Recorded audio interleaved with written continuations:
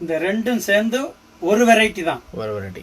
இதுல ஒரு 40 குத்து, இதுல ஒரு 40 குத்து. ஓகே. ரெண்டாவது வலது கையை இப்படி மேல வச்சுக்கிட்டு. ஓகே. இது ஒரு 40 பாட். ஆமா, 40 வெரைட்டி ரெண்டு. மூணாவது, அதாவது இது முதல்ல பண்ண வெரைட்டி எதுக்குன்னா காற்று வந்து நல்லா பம்பிங் ஆகும், நல்லா ஒர்க் ஆகும். ஓகே. ரெண்டாவது வந்து முதுகு வலி இருக்கவே இருக்காது. ஏற்கனவே வலி இருந்தாலும் போயிடும், இனிமேல வர வேண்டிய வலியும் வராம போயிடும். சரி. ரெண்டு. ஓகே. மூணாவது பாருங்க, விரலுக்குள்ள விரலை நுழைச்சிக்கிட்டு இப்படி தேய்க்கிறது. எண்டு மட்டும் தான் கை இதாகணும். ஆமா, டச் ஆகணும். ஆமா, இந்த இடத்துல வந்து அப்படியே சூடு ஏத்துறோம். சரி சரி சரி. சூடு ஏறிடும். ஒரு நிமிஷம் விடாம இப்படி நீங்க ரன் பண்ணீங்கன்னா 120 தடவை இப்படி ஆகும். சரி. 120 தடவை பண்ணி இப்பவே கை சூடு ஏறிடுச்சு பாருங்க. ஓகே. இந்த சூடு எதுக்குன்னா இடுப்புல இருந்து கீழே பாதம் வரைக்கும், பாதம் எரிச்சலா இருந்தா கூட சரியா போயிடும். பம்பிங் பிளட் சர்க்குலேஷன் வந்து பிரமாதமா இருக்கும். ஓகே. 3 4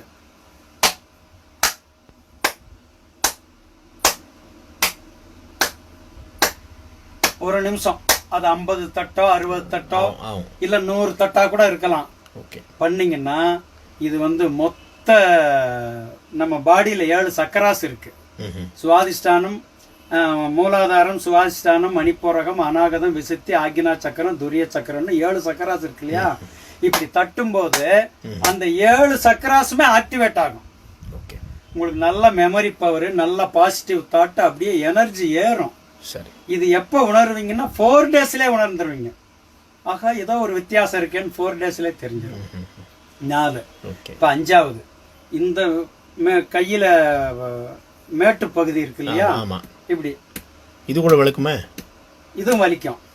இது அற்புதமான பயிற்சி. இது வந்து ஒரு நிமிஷத்துக்கு நீங்க வந்து ஒரு 50-60 தட்டு தட்டுங்க.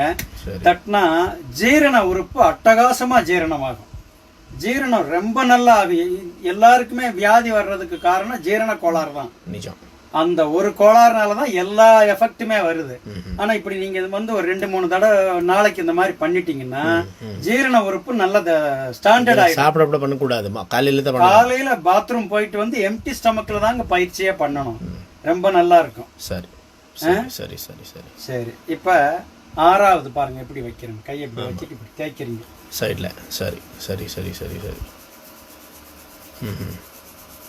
இப்படி தேய்க்கிறீங்க இல்லையா? சரி.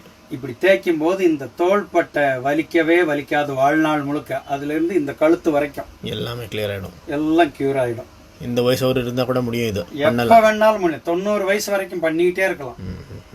அப்புறம் 7வது லாஸ்ட் பயிற்சி, கையை இப்படி நம்ம வச்சுக்கிறோம். இப்ப நம்ம கோவில்ல மணி ஆட்டுறோம் இல்லையா? அது மாதிரி இந்த மணிக்கட்டை இப்படி சுத்தும் போது என்ன ஆகுதுன்னா, இதுல வந்து ஒரு அரை நிமிஷம், இதுல ஒரு அரை நிமிஷம். கொஞ்சம் அப்படியே மெலிசா இல்ல, இது வந்து நல்லா கையை இறுக்கி பிடிச்சிக்கிட்டு திருப்புறது. சரி, மொத்த கையை பிடிச்சிக்கணும். சரிங்க, சரி. இப்படி பிடிச்சிட்டு திருப்புறது. சரி. இதுல என்ன எஃபெக்ட் கிடைக்குதுன்னா, குழந்தை பாக்கியம் இல்லாம இருந்தா கூட குழந்தை உற்பத்தி ஆகும். இதுல என்ன அப்படி எஃபெக்ட்னா, என்ன இது பிளட் கவுண்டிங் வந்து ஹெவியா கூடும். பிளட் கவுண்டிங் அட்டகாசமா இன்க்ரீஸ் ஆகும். அதுக்காக ரைட். இதை தொடர்ந்து தினம் காலையில பண்ணுங்க. ஒரு வித்தியாசமான உணர்வு நமக்கு வரும். வாழ்க வளமுடன்.